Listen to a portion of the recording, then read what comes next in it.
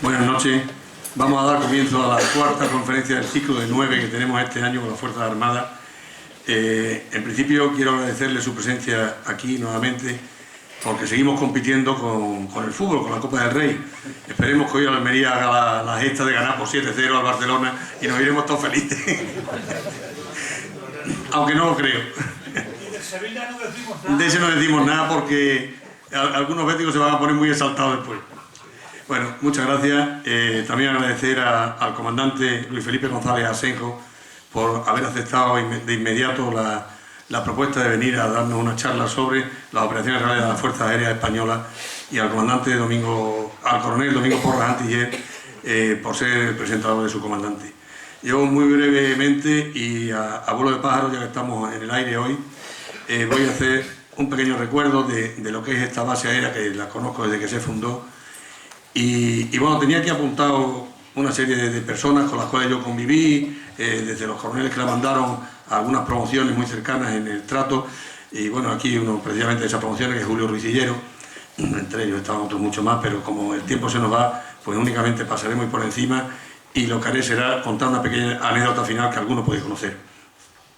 Esta base, que nace un 10 de diciembre de 1953, el día de la vocación de la Virgen de Loreto, como saben, es la patrona de aviación, por lo tanto venía sumamente recomendada. Nace con el nombre de Escuela de Reactores hasta que en el 87 pasa a denominarse a la 23 de Caza y Ataque y le empiezan a conocer por los Patas Negras. Será por aquello de que los jamones también se criaban en cierta zona. El primer coronel que la manda es el coronel Gavilán, un hombre que además de larga vida, murió con 95 años en Madrid en el 2009, y hasta el actual, el coronel Porra, son 18 los que han pasado por la base, si no estoy mal informado. Yo tuve relaciones y convivencias con más de uno, unos por ser amigos de sus hijas, otros por ser amigos personales. Pero sí quiero hacer recuerdo a dos personas concretamente, una de ellas el teniente coronel Matías Lozano, al cual yo creo que Badajoz le debe pues el que haya conseguido tener y darle a la ciudad después unos magníficos reportajes gráficos o fotográficos, tanto de la ciudad de Badajoz como de todo el plan regadío de Badajoz en Las Vegas Altas y Las Vegas Bajas. Creo que había que agradecérselo de alguna forma porque los reportajes son magníficos y además yo creo que fue el precursor de los famosos satélites que ahora nos vigilan continuamente y nos sacan las parcelas de la finca para que tengamos que pagar el IBI. Después también quiero recordar a una persona que fue el primer fallecido, el piloto de esta base, que llegó cuando nació la base y falleció el primero, que era el comandante Vázquez Figueroa. Y lo quiero recordar porque además fue un accidente de estos desgraciados que no había ocurrido nunca, pero bueno, se le metió un ave en una turbina y lo estrelló contra los llanos de Trujillo. Y el recuerdo es porque era el marido de una muy querida socia nuestra, que es María Dolores Gómez Tejedor, la cual es guía y norte de todos aquellos investigadores y bibliófilos que han necesitado el archivo municipal. Por lo tanto, ese recuerdo cariñoso hacia él. Aparte de los militares de aire, de los de vuelo, pues también en los de tierra habría que recordar algunos, pero ya digo, como no hay tiempo, pasamos muy por encima. Y sí quiero recordar, por ejemplo, a los técnicos, a los aeronáuticos, José Luis Jiménez, o los meteorólogos que eran Pepe Moriano Villena y José Luis Fajardo Moreno, que tiene la anécdota que voy a contar, es de él. Cuando en el año 75, concretamente un 13 de marzo, llegan 3 helicópteros, aterrizan en la base aérea, en ella venía el general Antonio Espínola, que en ese momento, bueno, había sido el año anterior, había sido presidente de la República Portuguesa, y dimitió, entregó los poderes y después estuvo metido en una involución y él salió huyendo y aterriza aquí, creó un medio conflicto diplomático y al día siguiente, al despegar, pues el parte meteorológico que le dan es que no, que había una bruma tremenda, había niebla muy baja y muy densa y las nubes también muy cerradas.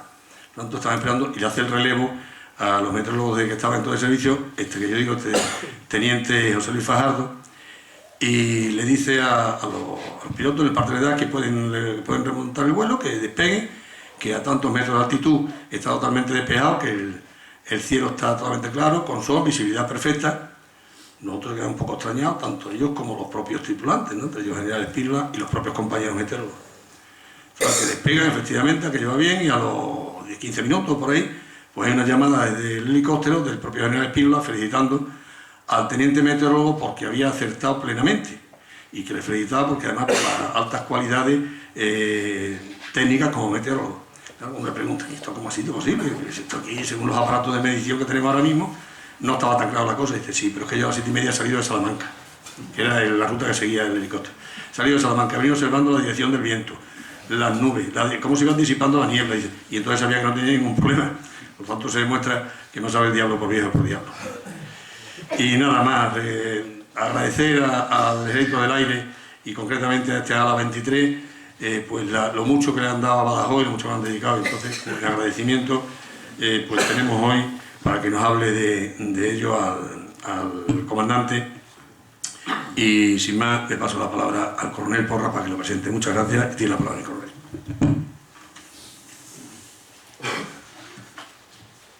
Bueno, buenas noches. Gracias por, de algún modo, los piropos, por lo menos yo lo he entendido así, la gran relación que tiene con la base y toda la ciudad de Badajoz, que efectivamente vamos camino de 60 años. Hace poco se celebró, 2003, el 50 aniversario de la creación, pero realmente las obras comenzaron en el 51, con lo cual vamos camino de 60 años ya mismo. Como coronel de la base, para mí es un placer participar en este tipo de actividades. Ya tuve ocasión de hacerlo como conferenciante y en esta ocasión me corresponde solo presentar al conferenciante, al comandante Asenjo. El comandante Luis Felipe González Asenjo, que lleva ya aquí en la base 6 años, hace un ratillo la anécdota que contaba es que va a rejuvenecer la media de los presentadores y sobre todo de los conferenciantes, sobre todo partiendo de generales y de almirantes, pues lógicamente lleva 15 años de trabajo operativo, pero aún así acumula mucha experiencia. Yo creo que es la persona adecuada para hablarnos, en este caso, de este tema. El tema es misiones reales de las Fuerzas Aéreas Españolas. Antes de presentarlo, decir que le he echado un vistazo, porque me lo ha pedido él, a lo que iba a hablar. Iba a ser un recorrido por todas las operaciones, incluso históricas, y yo le he pedido que se amplíe incluso hasta las que hay ahora mismo, por lo menos que dé una pequeña referencia. Pero ya de antemano digo que él, la experiencia que tuvo fue en la época de Bosnia, sobre el 88-89, con lo cual, aunque en aviación 10 o 11 años es un mundo, yo creo que es donde realmente, si alguien quiere una pregunta, no estoy diciendo que solo se le haga de esa época, pero ahí es donde él participó y donde realmente puede ser interesante que nos cuente su vivencia, aunque insisto, la conferencia es mucho más amplia y ocupa bastante más. Nació en Madrid y ya le viene la componente conjunta desde el principio, porque el padre era de tierra. Es. Pero vamos, ya no está trabajando. El caso es que nació en el 71 y tras varios estudios en Madrid normalmente ingresó en la academia en 1991 con la 47 promoción. Estuvo los 4 años reglamentarios de academia, son 5 años, pero ya sabéis que los pilotos están 4 años en la academia y el 5º año lo pasan en una escuela de especialidad. Los de caza y ataque vienen a Talavera y en el caso del comandante no fue así porque de vez en cuando tenemos alumnos que se forman en el extranjero. Este año tenemos 3 en el programa ENGIE y él estuvo en un programa similar en Estados Unidos haciendo el curso de lo que llaman de reactores, el curso de caza y ataque. Pero a la vuelta, a diferencia de lo que se hace ahora, él sí pasó por Talavera. En esa época se le daba un ligero barniz con el curso ya realizado, era una especie de convalidación. Pasaban por Talavera para darle la certificación de que eran pilotos de caza. De hecho, a alguno que vino en esa época no se le dio la certificación, con lo cual después del curso americano aquí se le dio de baja. Él pasó. Bueno, como digo, estuvo en el curso en Estados Unidos, volvió, ascendió a teniente, pasó por Talavera y luego ya se fue a su parte operativa. Fue destinado al ala 12 con material F-18 y también un poco de explicación. Normalmente todas las unidades que tienen el mismo material, por ejemplo F-18, que en nuestro caso es Torrejón, Zaragoza y Canarias, hay un único sitio donde los pilotos empiezan a volar el avión F-18, y en este caso es Zaragoza, lo que le tocó hacer a él. O sea que a pesar de estar destinado en Torrejón, tuvo que ir a Zaragoza a hacer los primeros vuelos con el F-18. Luego ya volvió a su unidad operativa, que era el ala 12, y en el 122 Escuadrón realizó sus misiones por aquellos entonces. Estuvo en varios ejercicios nacionales e internacionales, por ejemplo en el Red Flag, un ejercicio muy interesante, un par de veces, que se realiza en la base de Nellis, en el estado de Nevada, en Estados Unidos, y participó en esa época, como digo, en las misiones reales que desde Aviano el Ejército del Aire llevaba a cabo sobre la antigua Yugoslavia, que insisto que es la parte posiblemente más interesante donde él podría verter su experiencia. Bueno, en esa época de hecho tuvo su bautismo de fuego, que yo supongo que lo contaré luego, entonces solo lo anuncio. En esa situación estuvo hasta el 2001, donde fue seleccionado esta vez para ser profesor o para realizar el curso de profesor en Estados Unidos de nuevo, esta vez en el programa ENJJPT, ENGIP, para nosotros, que es donde están ahora mismo nuestros alumnos.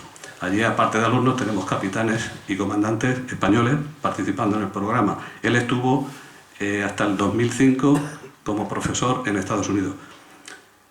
A la vuelta de Estados Unidos ya vino destinado aquí a Talavera desde el 95 y ha pasado por casi todos los empleos, bueno, empleos no, ascendió a comandante, por casi todos los puestos en una base que ocupan los comandantes de vuelo, que son básicamente en Fuerza Aérea, en material como jefe mecánico, que es lo que hace ahora mismo, jefe de mantenimiento, y en su caso también estuvo en la Secretaría General, lo que antes era la Plana Mayor. Le falta el grupo de apoyo para tener una experiencia completa. A pesar de sus solo 15 años de trabajo, pues acumula mucha experiencia, fundamentalmente en enseñanza y en entrenamiento, aunque insisto, la parte operativa también la desarrolló ampliamente. Me queda decir nada más que recibió la Cruz al Mérito Aeronáutico con distintivo rojo, por motivo de aquellas operaciones, y que acumula más de 3.100 horas en material F-18, T-38 y F-5. Está casado y tiene 2 hijos, Jorge de 8 y Pablo de 7. Y yo diría que a pesar de que él pese, es un gran experto en operaciones, pero es mucho más experto en entrenamiento que lo que hace ya más de 11 años. Tienes la palabra y espero que nos deleites con tu charla. Muchas gracias, mi coronel, por la presentación, y a Carlos también por las primeras palabras de bienvenida a la base. Me van a disculpar todos por la voz, porque llevo un catarro duradero y me estoy quedando un poco afónico. Y bueno, pues agradecer primero a la Sociedad Económica de Amigos del País la oportunidad que tenemos de aportar un poco de información en este ciclo de conferencias, de dejar una parte un poco conocida, que es, no digo en Badajoz, el Ejército del Aire, pero sí que particularmente de misiones reales y de lo que ha sucedido en España y fuera de España. El título seleccionado, Misiones reales de las Fuerzas Aéreas Españolas, es un poco, a lo mejor, difícil de entender, y lo querría un poco, tal como cuando me planteé la conferencia, no sé, expresar un poco, intentar explicar todo lo que ha habido en la historia de la aviación española, que, como saben, no es muy larga, porque la aviación se creó más bien en el siglo XX, principios del siglo XX, y no tenemos una larga historia, pero sí puntualizar todos aquellos eventos, misiones, operaciones que han tenido relevancia y que quede constancia de lo que de este tipo de misiones. Entonces, no sé, a mí me motiva mucho la historia, lo que he ido recogiendo en libros y cuando me he preparando esta conferencia, y bueno, en concreto, en nuestras Reales Ordenanzas, el artículo 21 de las Reales Ordenanzas actualizadas, dicen así: tradición militar de los ejércitos, el artículo 21, los miembros de las Fuerzas Armadas se sentirán herederos y depositarios de la tradición militar española. El homenaje a los héroes que la forjaron y a todos los que entregaron su vida por España es un deber de gratitud y un motivo de estímulo para la continuación de su obra. A mí la lectura de las ordenanzas muchas veces me provoca inquietudes, y en concreto esta, ¿no? El que hemos tenido en nuestro pasado, ya sea de un partido, o sea, de un de un bando o de otro, hemos tenido siempre militares que han dejado su vida muchas veces, y yo creo que es un motivo, por lo menos para mí lo ha sido, el adelantarme a esta conferencia, ¿no? El afrontarme a ella. Mi experiencia, como ha dicho muy bien el coronel, o como por lo menos humildemente, es como piloto de caza. Yo no he hecho otra cosa más que volar desde que he salido de la academia. Y bueno, para explicar un poco a la gente a lo mejor que no conoce el Ejército del Aire, el piloto oficial, que es oficial de carrera, es el que va en el avión y el que realmente está más cerca del enemigo en caso de una misión real. Digamos, a lo mejor a diferencia de una compañía, de una sección, donde hay soldados, digamos, la mano de obra es el soldado y el oficial manda, pero realmente el que va en el avión y se juega un poco su vida es el oficial del Ejército del Aire. Es un poquito distinto al concepto. Entonces, humildemente, pues eso, quiero presentar esta presentación, digamos, explicarles a todos un poco el contenido de esta presentación y que quede constancia humildemente pues que mi experiencia ha sido la que ha contado un poco Coronel, y iremos en detalle ahora mismo. El índice que voy a seguir, aparte brevemente como os he comentado el título, es un breve recorrido por la historia. A mí me llama mucho la atención que el Ejército del Aire, antes de ser incluso Ejército del Aire, ya haya habido misiones reales, como vamos a comentar ahora, misiones donde la gente pues lanzaba sus bombas, jugaba, tenía su riesgo. Me parecía muy interesante y vamos a comentarlas ahora. Posteriormente comentaremos las operaciones en la antigua Yugoslavia, que es donde realmente puedo explayarme un poco más. Comentaré muy rápidamente el perfil de una misión de las que se hacía allí entonces, en el año 99, un poquito explicándolo con detalles para la gente que no conoce lo que son misiones de un avión en este tipo de conflictos. Comentaremos, como bien decía el coronel, lo más reciente en las operaciones reales y operaciones del Ejército del Aire, acabando en Afganistán, por supuesto, y un vídeo de 4 minutos que sí me gustaría como colofón a la conferencia para resumir un poco. Es un vídeo, un extracto de un DVD de la ADA 12, de la cual formé parte, y me parece interesante como colofón a la conferencia, donde se ve realmente visualizar las explicaciones que voy a dar. Y posteriormente, por supuesto, pues habrá un turno de preguntas para todo el mundo que quiera preguntar cualquier cosa. Por supuesto, estoy a acceso a responderlas. Si no puedo, pues las responderé en otro momento, si mi conocimiento lo permite. Como saben, he bajado la media de los conferenciantes y me siento halagado de estar aquí, pero veo que me queda mucho por aprender todavía. Bueno, empezamos un poco con la historia. Nos retraemos al año 22, nada menos. Los inicios de las actividades y operaciones reales desde aeronaves, básicamente. O sea, tenemos que en el año 22 ya se organiza la aeronáutica militar, y por orden del 15 de marzo del 22 se organiza ya esta división, constituyendo una sección aparte del Ministerio de la Guerra, donde se dependen 2 servicios, aeroestación y aviación. Como saben, el Ejército del Aire como tal se crea en el año 39 tras la Guerra Civil. Pocos documentos gráficos tienen oportunidad de mostrar esta preparación de bombardeo en Marruecos, la foto de abajo, y la de arriba también, donde se ven soldados portando bombas de 12 kilos en aeroplanos de Breguet 19, y realmente pues es unos primeros hechos de guerra que datan de aquella época. Seguimos a continuación, como decía muy bien el coronel Salafranca de la semana pasada, el 26 de enero, la primera operación que se tiene constancia, combinado conjunta, por parte de Francia y España en el desembarco de Alhucemas en el año 25. Se atacó directamente al corazón del RIF y bueno, pues una feliz operación de cooperación, como digo, combinado conjunta.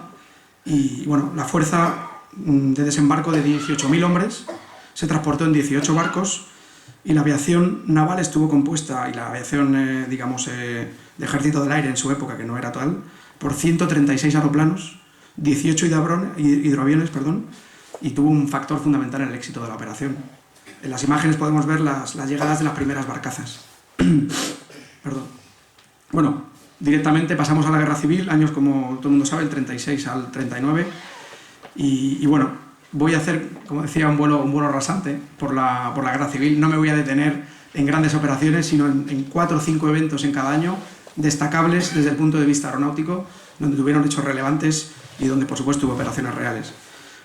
Comenzamos las primeras victorias aéreas, datan del año 36, de julio del 36, donde ya tanto el teniente Guerrero como García Morato derriban sus primeros aviones y ya son considerados ya pilotos destacados. Como hechos significativos del año mismo 36, tanto en batallas aéreas de Madrid, en la Sierra y la capital de España, aparecen los primeros héroes republicanos, García Lacalle, Zamudio y Mellado, y por supuesto García Morato Salas, Salvador y García Pardo por parte del Ejército Nacional. Por supuesto los sitios de Oviedo y de Alcázar, donde se lanzan hasta 10.000 bombas durante 90 días. Y bueno, pues por supuesto la acción de valentía y heroísmo del coronel Moscardó, que la aviación nacional pues apoyó por el aire para estos sitios, a los ambos reductos de Oviedo y Alcázar. Pasamos al año 37, donde como hechos y batallas significativas está la ofensiva de Málaga, donde 10.000 hombres, contando con el apoyo de 49 aparatos de la aviación legionaria, entraron con tropas en la ciudad y la aviación, digamos, nacional dominó todo el espacio aéreo, avanzando mucho en esa zona de la península. El 6 de febrero contamos con una operación de la ofensiva nacional por el flanco derecho de Madrid y una superioridad aérea. Entiendo que a lo mejor hay algunos términos que no me puedo explicar o hay gente que no lo conozca, pero yo creo que son comprensibles por todos. La superioridad aérea era lo más importante porque una vez que se tenía dominio del aire, las tropas, lógicamente, pues podían estar, digamos, más pues libres de ataques que pudieran venir por arriba, ¿no? En este concreto, la superioridad aérea en esta época del 37 está en manos de la aviación republicana. Y bueno, pues se reclama la caza española, digamos, tal y como vienen los libros de historia, ante la pasividad de la aviación italiana, que como saben estuvo en ese flanco derecho. Tanto pilotos como Morato, Bermúdez de Castro y Julio Salvador se lanzaron y ya empezaron a conseguir victorias aéreas, como digo desde antes, y ya hay los primeros laureados de la guerra civil, laureados de San Fernando. En esta foto en concreto es de la batalla de Guadalajara, posterior, donde el ejército republicano, la aviación republicana, golpea fuertemente al contingente italiano, ametrallando y bombardeando pues, tropas sin ninguna oposición por parte de la aviación nacional. Y bueno, pues son grupo de aviadores republicanos que intervinieron en esta propia batalla, ¿no? Pasamos muy rápidamente, bombardeo de Guernica en el año 26 de abril del 37, batalla de Brunete, lucha en frente de Aragón, donde realmente se produjeron los grandes combates en octubre del 37 entre cazas nacionales y rusos, con resultados bastante equilibrados. Pasamos al año 38, donde ya digamos, hay un equilibrio bastante importante entre los dos bandos, por parte de la aviación, por supuesto. No voy a comentar nada de las batallas que conocemos y que han ocurrido, digamos, históricamente se han explicado por parte del Ejército de Tierra. Y bueno, pues hay un equilibrio realmente de aviones, entre 400 aviones por cada bando, y bueno, pues se producen fundamentalmente batallas del Ebro y de Teruel, donde el frío terrible, pues como saben en esta época volaban los aviones descubiertos y producían muchísimos problemas para poder volar en aquella época, ¿no? En concreto, entre el 30 de octubre del 38 y el 3 de noviembre se sostuvieron los mayores combates aéreos de la guerra civil y realmente la guerra en el aire en esa época alcanzó unas cotas insospechadas. Vemos en la foto ahora mismo el famoso Fiat 351 de Morato, con el que consiguió muchos derribos. Y bueno, ya pasamos al año 39, donde ya la ofensiva republicana del 5 de enero, digamos, muy preparada y bastante fuerte, penetra entre Córdoba, Granada y Málaga hasta 75 kilómetros y no pudo ser detenido prácticamente hasta el 10 de enero. Una vez ahí ya se produce el último empujón, digamos, de la aviación nacional y bueno, pues es el fin de la guerra del 39. Una vez ahí se finaliza la guerra civil y pasamos a un evento que quizá mucha gente no lo sepa, que es la formación de la Escuadrilla Azul junto con la División Azul. En la Segunda Guerra Mundial, Hitler, bueno, pues, sugirió a Franco pues, un apoyo, un equilibrio de la Legión Cóndor, que apoyó en la guerra civil a Franco, pues, no, pues solicitó cierta ayuda para apoyar a sus tropas en la Segunda Guerra Mundial. Hubo ahí una serie de conflictos, de que España pues, estaba en una posguerra muy pobre, no podía realmente salir para apoyar con muchos medios. Y bueno, pues se consensuó realmente aportar una división azul, como todo el mundo sabe, y una escuadrilla azul, que la gente a lo mejor no la conoce, que operó en Rusia con la aviación alemana. Y estuvo, bueno, pues un grupo de pilotos, y mi coronel seguro que me lo agradece, los pilotos no vamos solos a ningún lado. vamos con todo el mundo, vamos con mecánicos, vamos con servicios en tierra, vamos con un montón de... un destacamento, que realmente luego es el piloto el que va, llega y derriba los aviones, pero realmente lo que tiene detrás es importantísimo. Ya desde esta época yo pienso que es el primer destacamento oficial donde realmente el ejército del aire se despliega, como estamos ahora en Afganistán, hemos estado en Aviano, para hacer una misión en la que toque desempeñar, ¿no? Bueno, pues se trata de un grupo de pilotos voluntarios que durante la Segunda Guerra Mundial combatieron al lado de la Luftwaffe de la Alemania nazi en el frente ruso. Y bueno, pues del año 41 hasta el año 44, pues tenemos unos señores que hacen un papel estupendo en esta misión y dejan el pabellón español muy alto. Yo realmente desconocía esta faceta hasta que me he metido en libros de historia y me ha encantado ver las misiones realmente que estos señores fueron capaces de hacer y que, bueno, enseguida voy a comentar pequeños detalles.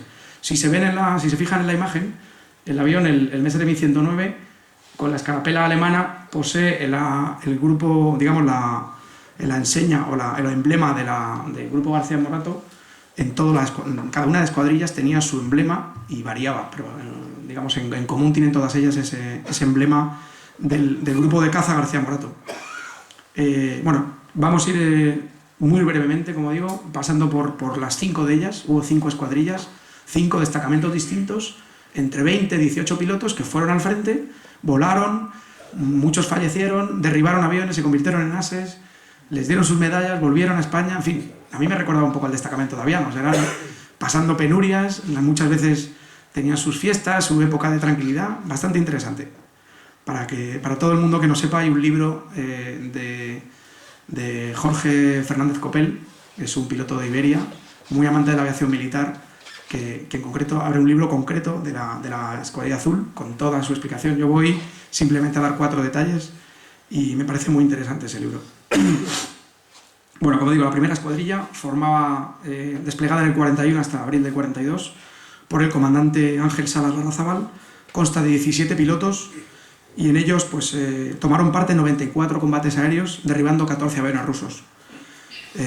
Por supuesto utilizando el Messerschmitt 109 y bueno, pues fueron los que más estuvieron cerca de Moscú, se quedaron prácticamente a 75 kilómetros de Moscú, en la famosa operación Taifún, donde el ejército alemán presionaba a los rusos hasta prácticamente las puertas de Moscú. Bueno, pues tuvieron muchas penurias con la climatología, como es de esperar. El español no está acostumbrado a esas temperaturas y operar en un terreno distinto, pues yo me siento ahora mismo, siendo piloto de la Escuadrilla Azul, tendrían que estar totalmente descolocados en aquellos fríos rusos.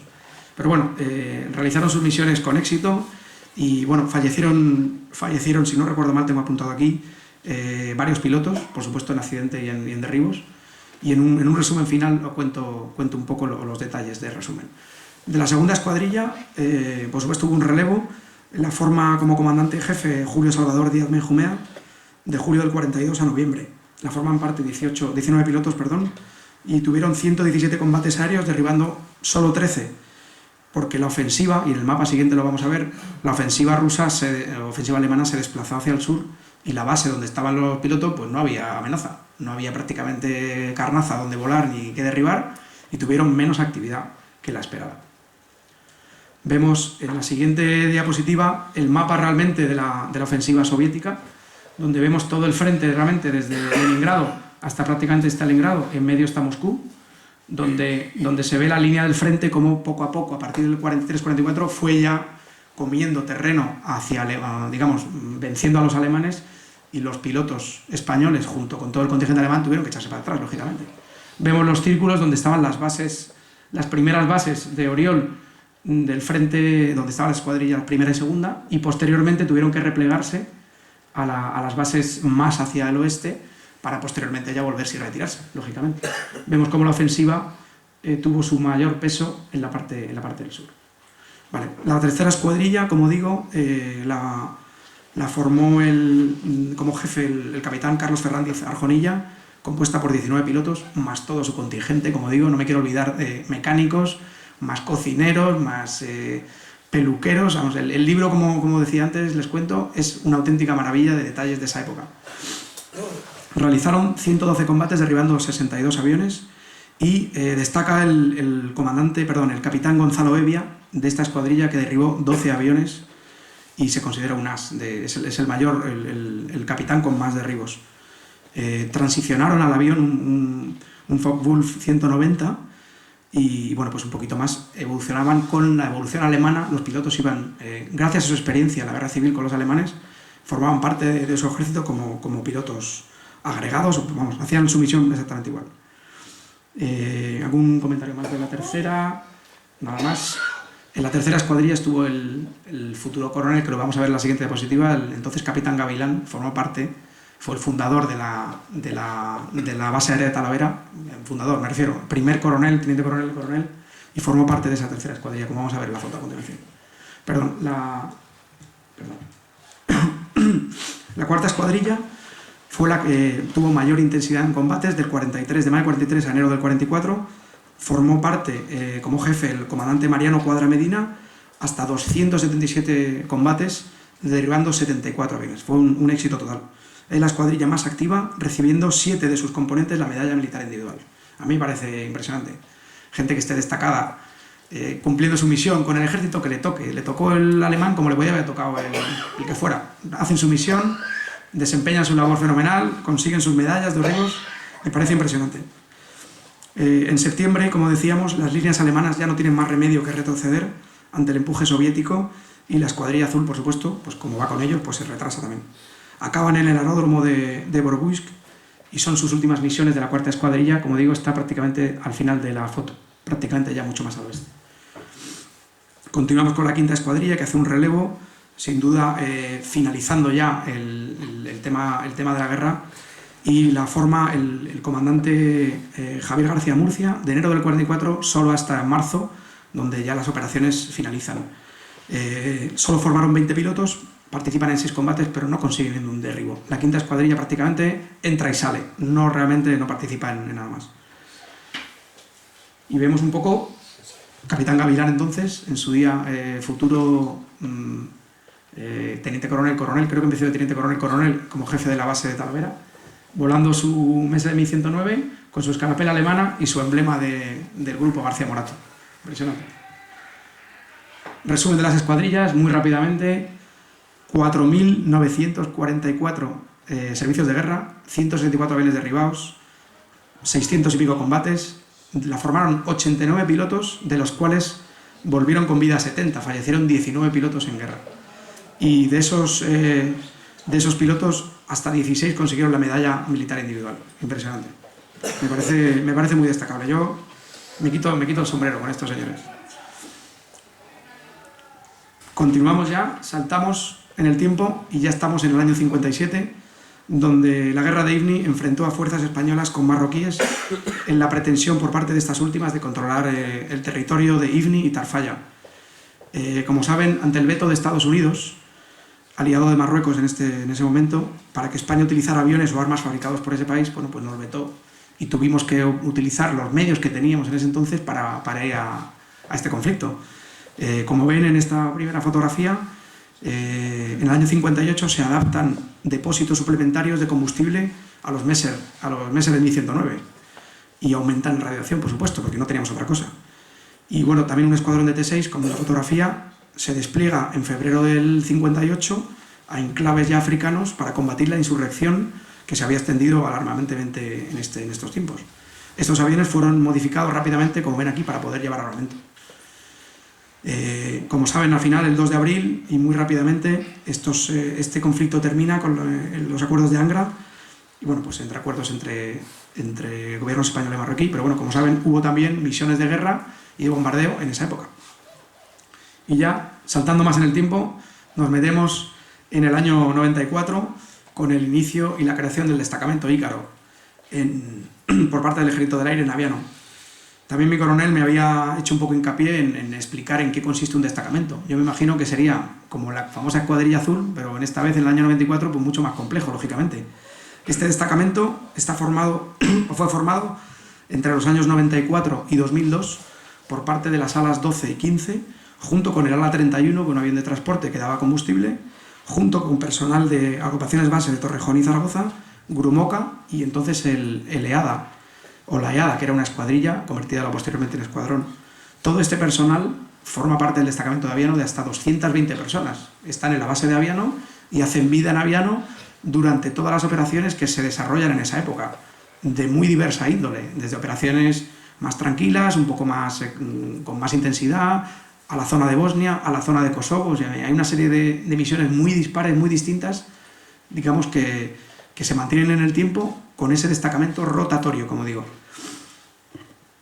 El destacamento está dotado, como digo, según la intensidad de la misión, podría estar dotado en función de los 4, 6, 8 aviones F-18.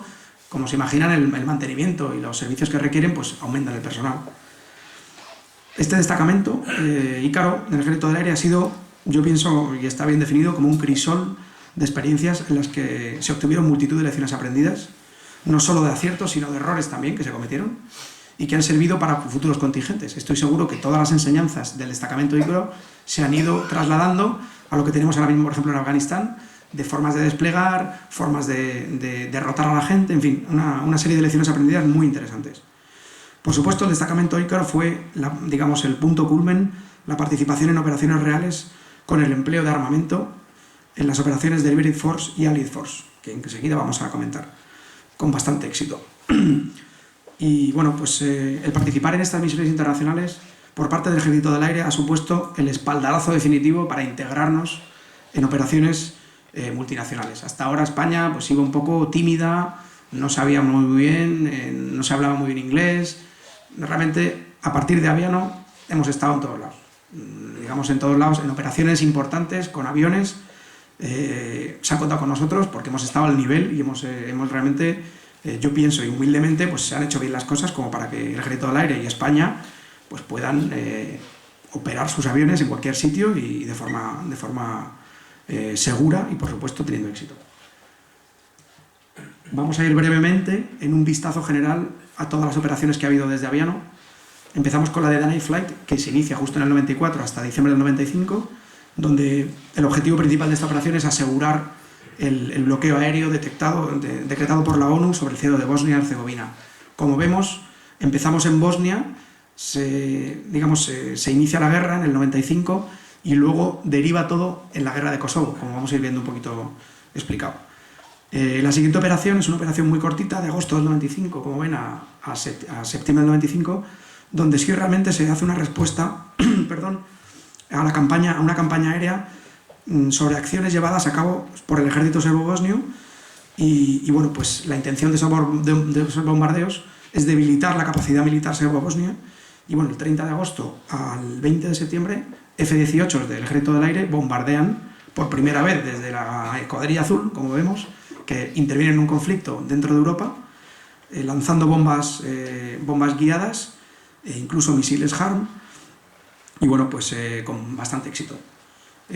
Van rotándose aviones, en concreto los que efectúan las misiones son del ala 12, pero también participan aviones del ala 15 en las misiones HARM, como digo, de lanzamiento de misiles antirradáricos. La siguiente operación, Joint Endeavour, es del diciembre del 95 al 96, y bueno, pues empieza a dar un apoyo a la fuerza de implementación de SFOR sobre Bosnia-Herzegovina. Añadido además a la siguiente y última, que es la Joint Guard, que dura ya un poquito más en el tiempo, donde se apoya a la fuerza de estabilización. Ni que decir tiene que el Ejército del Aire no solo estaba en Aviano. En Bosnia teníamos equipos TACPs que estaban operando permanentemente, sufridos en tierra, cayéndole bomba por todos los lados, y que contactaban, eran los ojos de los pilotos que volábamos allí por encima. Yo en esa época no volé, porque todavía era un alférez, pero conozco, bueno, por supuesto, además he coincidido ya en operaciones después, donde TACPs del Ejército del Aire, rotándose por supuesto también, pues iban poniendo los ojos a los pilotos para poner las bombas en su sitio.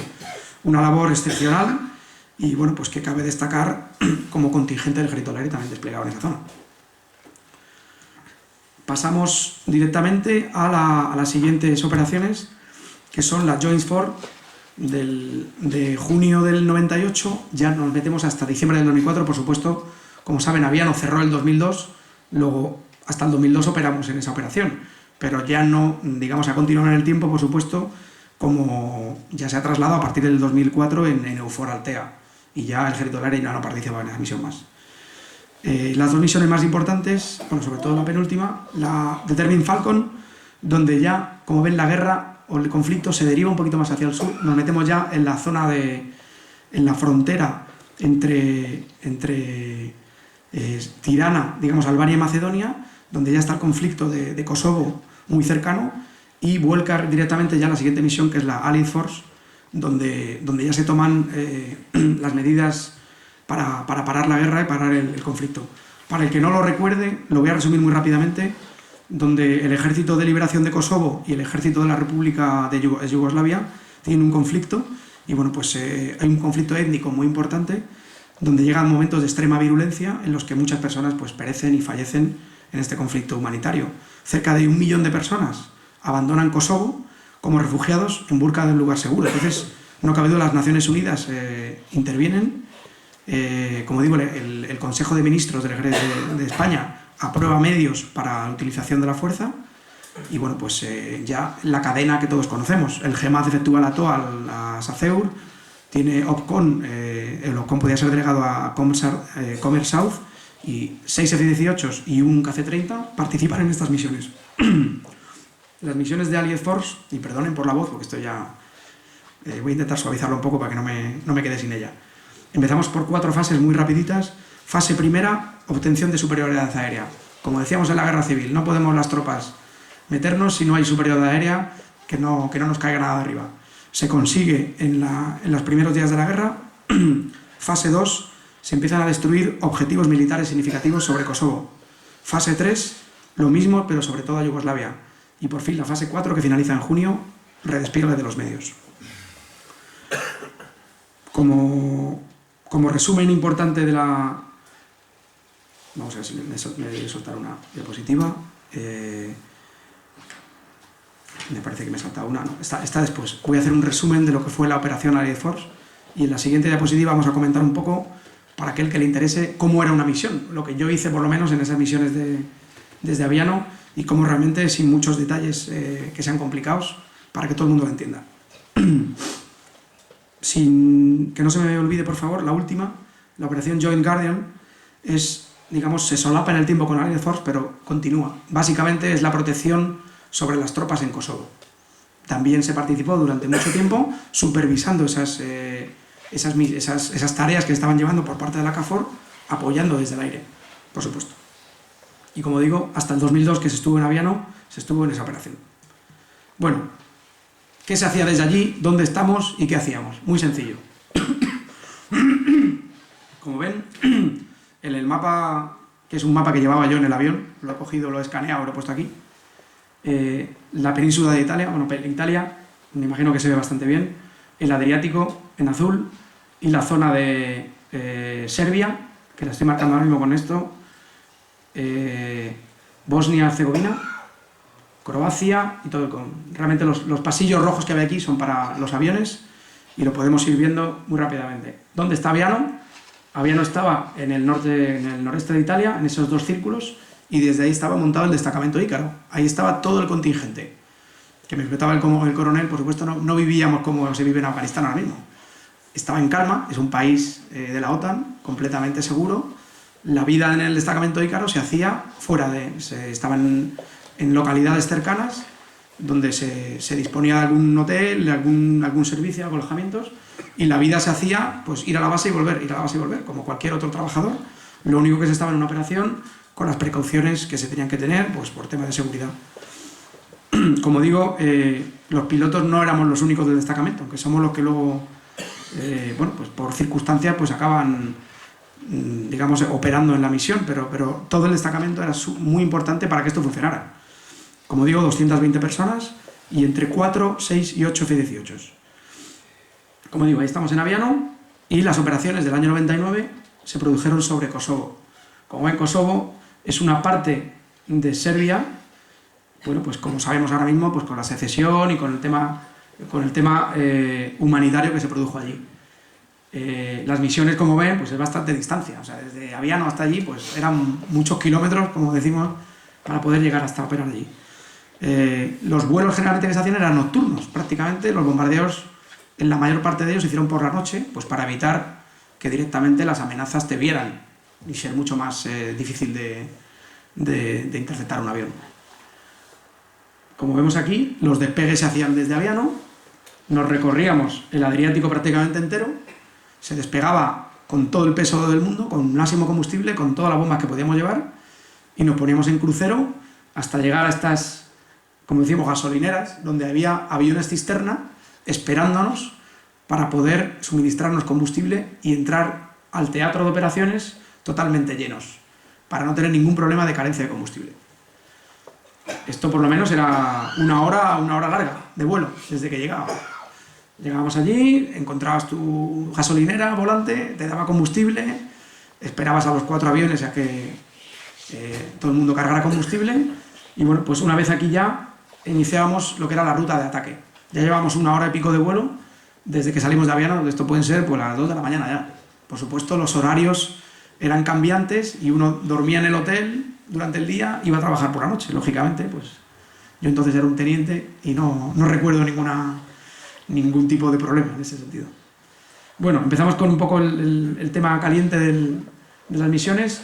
Una vez reabastecidos los aviones y llenos de combustible, entrábamos en una ruta muy sencilla, prácticamente lineal, donde los aviones iban por derecho en un paquete de muchos aviones hasta el objetivo que teníamos que batir, que fuera una presa, un puente o lo que fuera. Teníamos fotos de inteligencia para poder batir el objetivo y bueno, pues como pueden imaginar, esto no se hacía pegado al suelo, se hacía bastante arriba para evitar la amenaza de la artillería antiaérea, que disparaban, simplemente hacían batidos de ametrallamiento y si algún avión daba. Bueno, realmente estas baterías no alcanzaban nunca la altura que teníamos nosotros, iban bastante más arriba, con el problema que las nubes estaban por debajo muchas veces y los objetivos pues no lo veíamos. Muchas de estas misiones tuvieron que ser abortadas por no poder lanzar armamento a través de las nubes. Lógicamente, con una bomba real que estamos tirando sobre un sitio y no se ve dónde cae, pues lógicamente hasta que no tuviéramos una visual donde realmente se supiera que estás dando donde tenía que dar, pues no se tiraba. Bueno, una vez en la ruta se ha realizado una espera para realizar todo el ataque coordinado en tiempo. Rápidamente se entraba en la zona de Kosovo, he puesto una ruta imaginaria, no exactamente como fuera, pero se batía el objetivo dentro de Serbia y rápidamente se salía a territorio amigo, en este caso Bosnia, para poder salir corriendo y finalizar nuestro ataque. Todo esto podían ser ya a las 3 de la mañana, por supuesto. Fin de la misión, nos relajábamos un poco, cruzábamos Bosnia, volvíamos otra vez a la gasolinera volante a que nos suministrara combustible para poder volver hasta Aviano. ¿Contingencias que pudiera haber aquí? Pues que a lo mejor no había cisterna y había que esperar a que bueno, pues la cisterna volante te suministrara. ¿Qué podíamos hacer? Había aeródromos cerca de Italia donde poder aterrizar en caso de que no hubiera cisterna. Estaba perfectamente estudiado y no había ningún problema y así lo teníamos contemplado. Vuelta, segundo reabastecimiento después del ataque y tranquilamente vuelta a casa hasta el aterrizaje en Aviano. Aproximadamente unas 3 horas 30, 3 horas 40, solo y por la noche, metido ahí en la máxima oscuridad. En fin, una experiencia interesante y bueno, bastante positiva, yo creo. Como resumen un poco y colofón de aquella operación, como digo, desde marzo, que fueron los primeros bombardeos, los más, digamos, calientes, donde había mucha amenaza, hasta prácticamente junio, donde ya fueron a menos, se realizaron un total de 200 salidas programadas, con un 80% de éxito, digamos, en la misión, con lanzamiento de bombas radáricas y lisas, unos 70 objetivos que fueron batidos. También se realizaron misiones de aire-aire, no solo de bombardeo. Y bueno, como digo, la meteorología fue un factor muy importante, porque no podíamos tirar a través de las nubes. Uno no veía el objetivo y se traía las bombas a casa. Bueno, pues te las traes a casa y ya las tiraremos otro día, antes de que puede en un sitio que no debe. Y bueno, también como colofón, en el año 2000, en abril, le concedieron al destacamento Ícaro la medalla aérea. Y bueno, pues en 2002, como digo, el destacamento cerró. Bueno, finalizando ya, que no quiero tampoco entretenerme mucho, pasamos un poquito muy rápidamente por operaciones más recientes. La primera de ellas quiero pasar muy rápidamente, en la operación Romeo Sierra del julio del 2002. Como saben, operación conjunta que se comprobó, bueno, pues el alto grado de preparación y reacción ante una crisis por parte de las Fuerzas Armadas Españolas y su inmediata respuesta ante un conflicto. Como saben, se desarrolla en esta época de julio tras la ocupación de la isla de Perejil por parte de del ejército marroquí. Y bueno, pues España emprende una acción de medida de fuerza limitada para tratar de expulsar a estos gendarmes de marroquíes. El ejército del aire, y solo cuento la parte que nos afecta, cubría a todos los hombres, navíos y aeronaves participantes ante una posible reacción de Marruecos. Y bueno, pues la acción comienza, se despliegan por parte de las salas de combate, se despliegan aviones, tanto F-18 como F-1, armados con misiles y con bombas